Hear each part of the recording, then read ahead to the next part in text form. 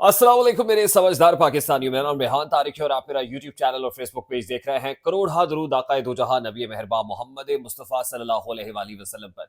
इस दुआ और इस उम्मीद के साथ इस व्लॉग का आगाज करते हैं कि अल्लाह रब्बुल इज़्ज़त इस मुल्क के फैसला साजों के दिलों में समझदार पाकिस्तानियों के लिए नरमी पैदा कर दे। इंतखाबात 2024 को कलअदम करार देने से मुतालिक दरखास्त की समाअत उस वक्त हो रही है जिस वक्त मैं आपसे मुखातिब हूँ। ब्रिगेडियर अली खान को गिरफ्तार करने के अहकामात जारी कर दिए गए हैं। आज ही इलेक्शन कमीशन ऑफ पाकिस्तान में इंतखाबात से मुतालिक जो 84 दरखास्तें हैं वो समाअत के लिए मुकर्रर हैं और डेडलॉक जो पाकिस्तान मुस्लिम लीग नून और पाकिस्तान पीपल्स पार्टी की माबैन है वो ताहाल बरकरार है। आज इंतहाई अहम दौर मुज़ाकरात का होने जा रहा है, इस मुतालिक भी आपको आगाह करेंगे। जस्टिस काजी फायजीसा के साथ सुबह उठते ही प्रैंक हो गया है और ये प्रैंक किसने किया है ये मामलात भी आज के इस व्लॉग का हिस्सा होंगे। और फिर प्रिंटिंग प्रेस से मुतालिक जो खबरें हैं वो भी गर्दिश करती रहीं। अरेस्ट राय साकिब खरल जो नियो न्यूज और लाहौर रंग से वाबस्ता सहाफ़ी है, उसकी गिरफ्तारी से मुतालिक ट्विटर के ऊपर ट्रेंड बना हुआ है। और प्रिंटिंग प्रेस जहां पर NA-15 मानसेरा के मुबैना तौर पर बैलेट पेपर्स छपाई का अमल जारी था, ये क्या मामला है ये भी आज के इसी व्लॉग का हिस्सा होगा। लेकिन उससे पहले मैं इंतहाई अदब से आपसे रिक्वेस्ट करता हूं कि अगर आपने हमारा चैनल सब्सक्राइब नहीं किया है तो चैनल को सब्सक्राइब कर लिया। अगर वीडियो पसंद आए तो लाइक और शेयर करना इसलिए मत भूलिएगा कि इससे हमारा मैसेज तक पहुंच रहा है। अगर बेल आइकन प्रेस करेंगे तो ऐसी बहुत सारी वीडियोस आपकी निगाह से गुजरती रहेगी। मेरे समझदार पाकिस्तानियों, सबसे पहले तो ये जो प्रिंटिंग प्रेस से बैलेट पेपर्स छपाई का अमल पकड़ा गया है इस मुताल्लिक बात कर लेते हैं। NA-15 जहां से पाकिस्तान मुस्लिम लीग नून के कायद मियां नवाज शरीफ साहब ने इलेक्शन लड़ा और हार गए।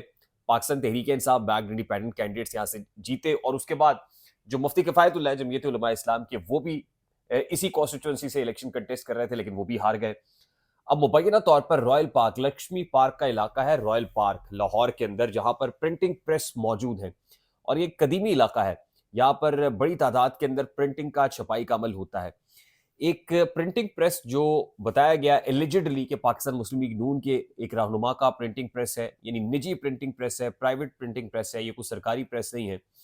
यहाँ पर बैलेट पेपर्स की छपाई का अमल जारी था।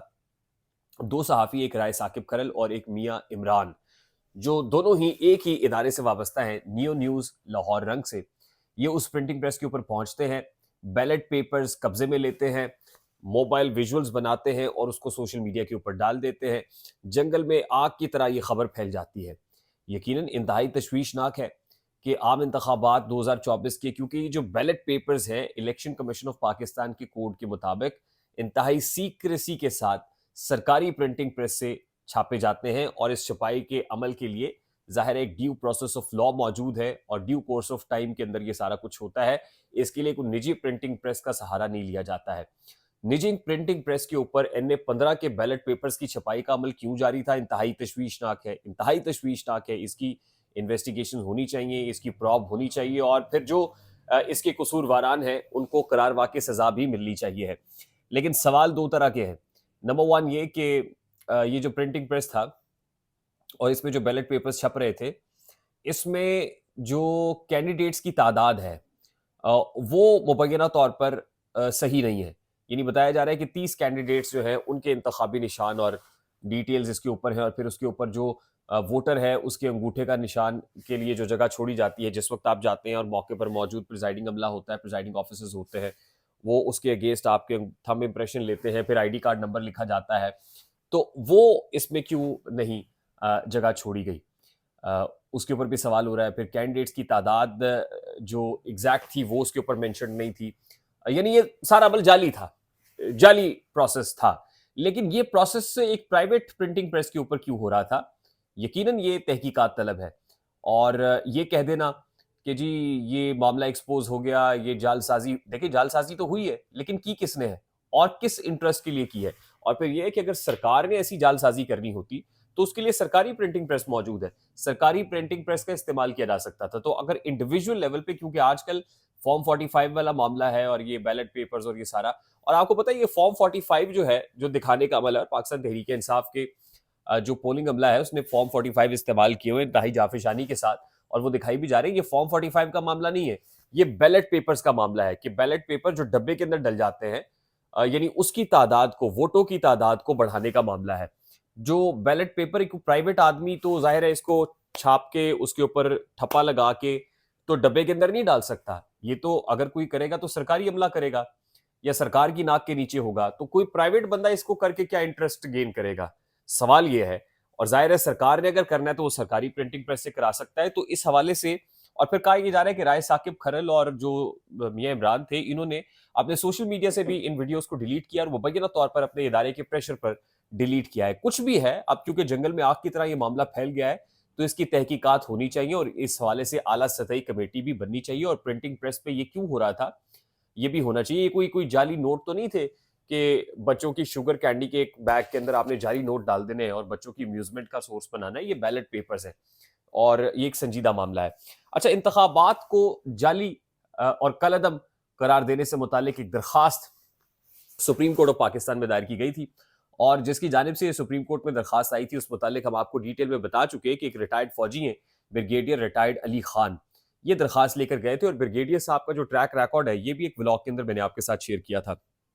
آج جسٹس قاضی فائز عیسیٰ کی سربراہی میں 3 رکنی بینچ جو اس درخواست کی سماعت کے لیے بنایا گیا تھا جس میں جسٹس میاں محمد علی مظہر اور جسٹس مسرت ہلالی صاحبہ شامل تھیں, وہ تینوں آئے اور جسٹس قاضی فائز عیسیٰ نے پلان بنایا ہوا تھا. ظاہر ہے جسٹس قاضی فائز عیسیٰ کے اوپر بڑے سیریس اور ہینیس ایلیگیشنز لگے ہوئے ہیں اور وہ کسی اور نے نہیں بلکہ کمشنر راولپنڈی لیاقت علی چٹھا نے لگائے تھے اور اس کے اوپر یہ امکان تھا اور گمان غالب تھا کہ شاید جسٹس قاضی فائز عیسیٰ سو موٹو لے لیں گے. لیکن انہوں نے پلان یہ کیا کہ آلریڈی جو درخواست آئی ہوئی ہے اسی درخواست کو سنتے ہوئے ضمناً یہ جو لیاقت چٹھا والا معاملہ ہے اس کو بھی ٹیک اپ کریں گے. اور جسٹس قاضی فائز عیسیٰ بھرپور تیاری کے ساتھ کورٹ روم نمبر 1 کے اندر آئے, لیکن جس وقت آئے تو ان کے ساتھ پرینک ہی ہو گیا کہ درخواست گزار نے درخواست ہی واپس لے لی اور پتہ چلا کہ جی درخواست 13 فروری کو واپس لے لی گئی تھی.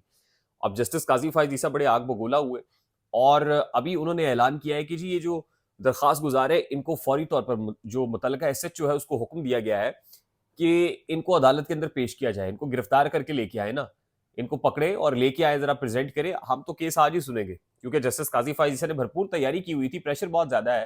وہ تو کچھ کہنا چاہتے ہیں, وہ صفائیاں دینے چاہتے ہیں اور صفائیاں دینے کے لیے وہ یوٹیوبرز کو بھی بلا رہے ہیں, ان لوگوں کو بلا رہے ہیں جن کو انہوں نے داخلے پر پابندی لگائی ہوئی ہے سپریم کورٹ آف پاکستان کے اندر. تو یہ موقع جسٹس قاضی فائز عیسیٰ کیسے جانے دے سکتے ہیں؟ وہ تو بھرپور تیاری کے ساتھ بیٹھے ہوئے تھے کہ آئیں گے اور بڑے سخت ریمارکس بھی ہوں گے اور سارا معاملہ اٹھا لیں گے اور اس میں لیاقت چٹھا والے معاملے کو بھی کلب کر دیں گے. لیکن جب آئے تو پتہ چلا کہ جی درخواست گزار نے درخواست ہی واپس لے لی ہے.